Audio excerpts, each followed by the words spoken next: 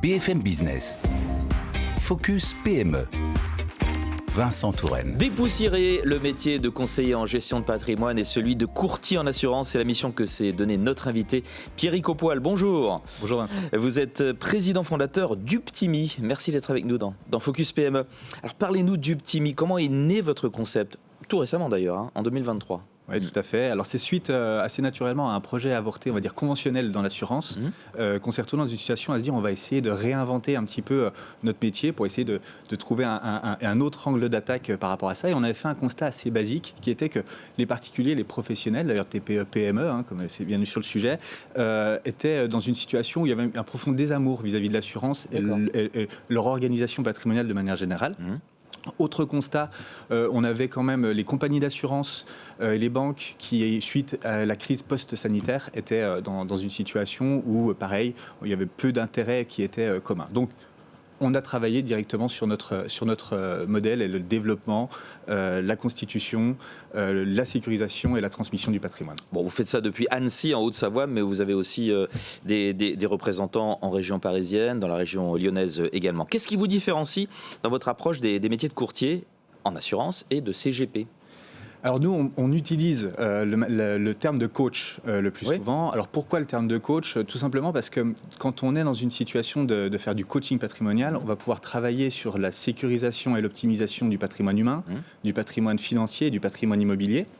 Et pourquoi la notion de coach ? Parce qu'un peu de la même manière que si vous allez dans une salle de sport, vous n'avez pas un programme, vous n'avez pas une manière traditionnelle finalement de pouvoir travailler votre développement sportif, assez rapidement vous allez avoir une forme d'essoufflement et même de dégoût par rapport à la démarche. Et donc nous, le terme de coach, voilà. C'est notre méthode sur laquelle on travaille par rapport à ça.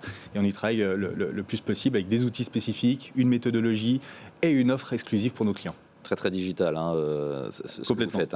Alors justement, vous reposez sur un réseau d'indépendants. Quelle est sa particularité de ce réseau et comment est-ce qu'on le rejoint pour ceux qui sont intéressés ?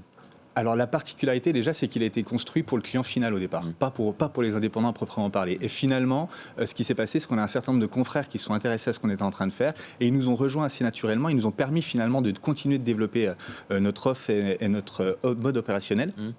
Et on a également un certain nombre de personnes en reconversion professionnelle dans des métiers cousins au nôtre, par exemple à l'immobilier ou des choses comme ça, qui sont venus nous rejoindre et qu'on accompagne, nous, vers le développement de leur entrepreneuriat, avec notamment un côté focus, justement, sur le temps qu'ils peuvent consacrer à leurs clients, puisqu'on s'occupe du reste et on les met en situation de pouvoir réussir librement. Et c'est un écosystème qui compte une trentaine d'indépendants à ce jour. D'indépendants à la tête. Allez, un mot de vos ambitions pour la suite. L'avenir est devant vous, on peut le dire. Qu'est-ce que vous visez ? L'appétit vient un peu en mangeant, c'est-à-dire que comme vous le dites, on est une trentaine aujourd'hui. Notre objectif à horizon fin 2025, c'est d'être une centaine d'Uptimi. À court terme, on a travaillé sur le développement d'une structure de formation interne au service de nos Uptimi et également à l'externe pour pouvoir démocratiser et continuer de démocratiser l'accès à la gestion de patrimoine.